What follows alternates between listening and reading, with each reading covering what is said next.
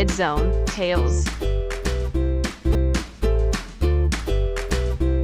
یہ کھلونا میرا ہے، اس کے ساتھ میں کھیلوں گا۔ نہیں، یہ کھلونا میرا ہے، ماما میرے لیے لے کر آئے گی، اس کے ساتھ میں کھیلوں گی۔ نہیں، یہ کھلونا میرا ہے، یہ میرا ہی کھلونا ہے۔ ایسا کہہ کر کوکو اپنی بہن سے کھلونا چھین کر کھڑکی سے باہر پھینک دیتا ہے۔ تم نے میرا کھلونا کھڑکی سے باہر پھینک دیا ہے، میں ماما کو بتاؤں گی۔ تم بہت برے ہو، تم مجھ سے بہت زیادہ لڑائی کرتے ہو، تم اچھے بھائی نہیں ہو۔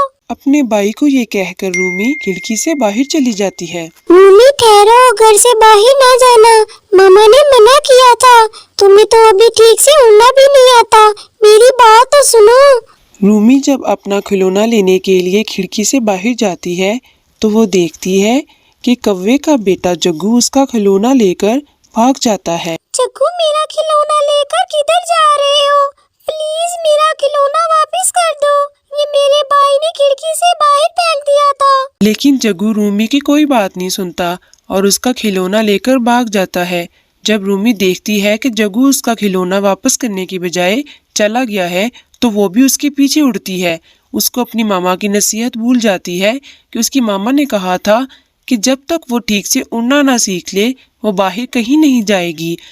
کیونکہ رومی کو ٹھیک سے اڑنا نہیں آتا تھا اس لیے وہ اونچائی پر نہیں جا پاتی، وہ کبھی نیچے کو گرتی ہے اور کبھی اوپر چلی جاتی ہے۔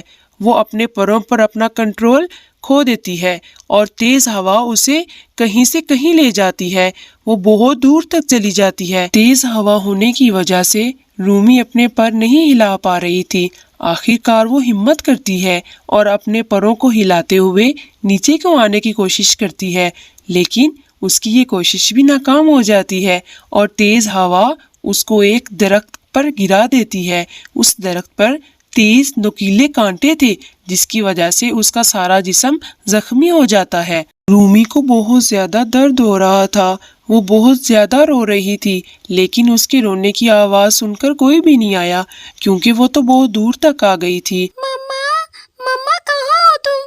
دیکھو میں کتنی زیادہ زخمی ہو گئی ہوں، کاش میں ماما کا کہنا مان لیتی اور باہر نہ آتی تو آج مجھے یہ سزا نہ ملتی۔ دوسرے جنگل سے چڑیا بھی دانا لے کر واپس آ جاتی ہے، لیکن جب وہ گھر میں کوکو کو اکیلا دیکھتی ہے تو وہ پریشان ہو جاتی ہے اور اسے پوچھتی ہے، کوکو بیٹا، تمہاری بہن رومی کہاں ہے؟ ماما میں نے اس کو بہت روکا تھا، میں نے کہا تھا گھر سے باہر نہیں جانا، لیکن وہ اپنا کھلونا لینے کے لیے باہر چلی گئی اور وہ ابھی تک واپس نہیں آئی ہے۔ یہ سن کر چڑیا اور زیادہ پریشان ہو جاتی ہے اور پریشان ہو کر رونے لگتی ہے۔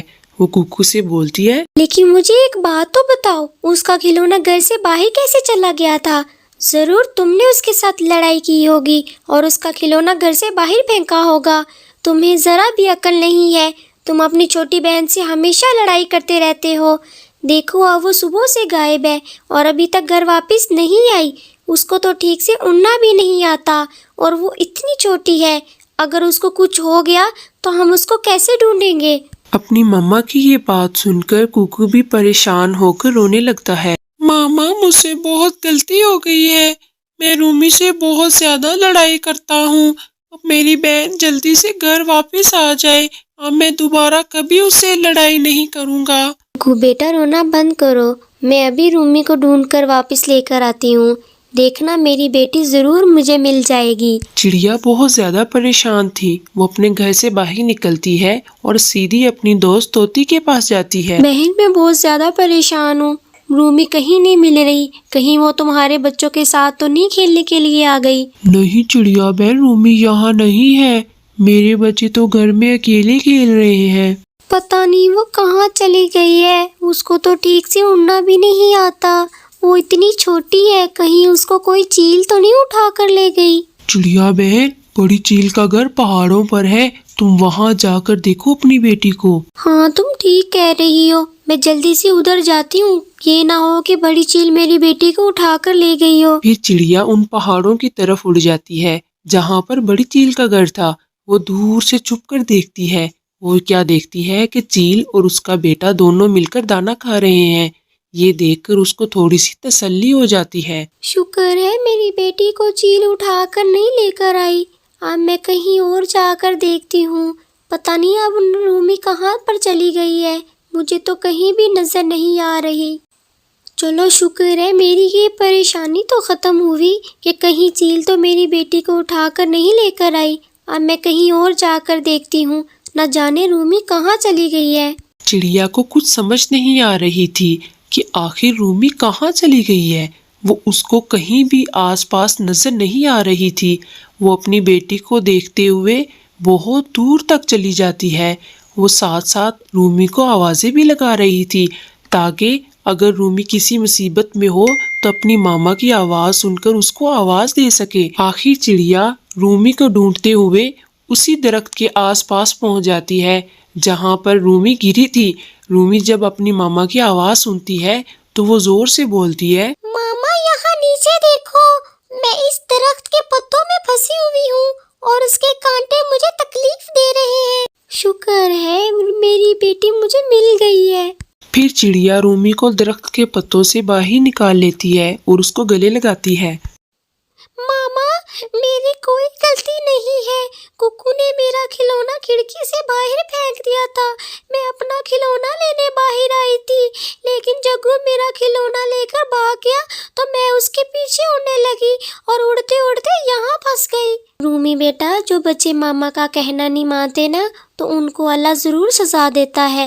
تم نے میرا کہنا نہیں مانا تھا تو اس لیے تم پر یہ مصیبت آئی ہے، آئندہ کبھی بھی ایسے مت کرنا، جو میں کہتی ہوں وہی کیا کرو۔ پھر چڑیا رومی کو اپنے کندھوں پر بٹھا کر گھر واپس آ جاتی ہے۔ ککو جب اپنی بہن کو زخمی دیکھتا ہے تو وہ بہت پریشان ہو جاتا ہے اور زوروں سے رونے لگتا ہے۔ رومی میری بہن، یہ تمہیں کیا ہو گیا ہے؟ تمہارا اتنا زیادہ خون نکل رہا ہے، یہ سب میری غلطی ہے اور یہ سب میری وجہ سے ہوا ہے، پلیز مجھے معاف کر دو۔ میں تمہیں کبھی معاف نہیں کروں گی، جو میں نہیں تم سے بولتی۔ رومی میں تم سے وعدہ کرتا ہوں کہ میں آئندہ کبھی بھی تم سے لڑائی نہیں کروں گا، پلیز اب تو مجھے معاف کر دو۔ نہیں بھائی، میں مذاق کر رہی ہوں، میں آپ سے ناراض نہیں ہوں، مجھے تو ماما کی نافرمانی کی سزا ملی ہے، اس میں آپ کا کوئی قصور نہیں ہے۔ چلو رومی بہن، ہمیں ایک سبق تو مل گیا کہ آئندہ ہم نے ماما کا کہنا ماننا ہے اور ماما ہمیں جو بھی کہیں گی ہم نے وہی کرنا ہے۔ چڑیا رومی کے زخموں کو صاف کر کے اس پر پٹی باندھ دیتی ہے۔ پھر وہ دونوں بہن بھائی آپس میں گلے ملتے ہیں اور ماما چڑیا بہت زیادہ خوش ہوتی ہے کہ چلو اس سے ان کو ایک سبق تو حاصل ہوا کہ آئندہ وہ اس طرح کی غلطی نہیں کریں گے۔ پھر وہ سب دانا کھا کر سو جاتے ہیں۔